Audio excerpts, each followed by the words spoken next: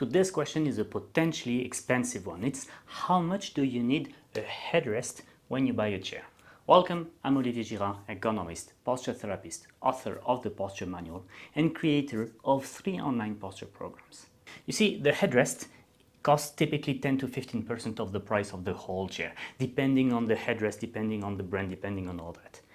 Question is, do you spend 10% of your time on the headrest? Well, normally not, because you see, when I sit in an active position, the only thing I need to do, as I explained in many other videos, is stabilize the pelvis against gravity.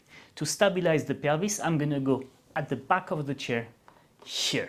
And you see, when I'm at the back of the chair, well, my shoulder blades are free from the backrest and my head is free from the headrest. So this is my working position, or rather at the desk. What happens if I stick my shoulder blades or head to the headrest? Well, I hollow my back, which increases the muscle strain and the pressure on the cartilage of the vertebrae. That's step 1, and step 2 is I'm gone, right? So sticking your shoulders is not the great idea, especially not if you want to work. You see, my PC is in that direction. Why should I bring my shoulders, therefore my hands, in the opposite direction? That doesn't make any biomechanical sense. That's when I work. But now, when I want to daydream / listen to music / speak with you, well, of course, then my hands are not on the keyboard anymore. I can rest them on my belly or on the armrest, and my head now comes against the headrest. What would happen if I would have no headrest? Well, let's get rid of the headrest. And now you see that the weight of my head wants to create this neck extension, and therefore I will have to use in particular the sternocleidomastoid to resist with my head and maybe to keep it like this, right? And this is the origin, or one of the potential causes, of forward head posture, which is the mother of all neck pains and headaches, as I explained in the full protocol on how to fix forward head posture. CF the description for the link. So when I work, I don't need the headrest, but if I want to recline for rest, then I definitely need it.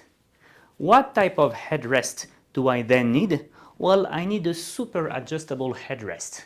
Okay, many headrests are just hinged here, so they just go like this. They're not even height adjustable and everything. So, you know, a lot of headrests are just here for the alibi. What I like with the Kinnarps Plus 8 chair, which I have now, 4 years, is that it's probably the most adjustable headrest on the market. You see, I just unlock here and that thing moves in just every direction. It's just crazy how simple it is to adjust. You go there, you unlock, and you put it here, and there you're fine. So you see, you don't necessarily need a headrest if you just want to work in a proper sitting posture. But if you have a lot of, say, speaking time, or even somehow watching time, you know, your line of sight is like this, but you can use your eyes to look at your screen, or you want to listen to music, or so, then it makes sense to get a headrest on your chair. But it makes sense only if it's super well adjustable. So you see, there are a number of conditions for a headrest to be necessary and useful. If you like the video, well, share it, subscribe, and let this content be known.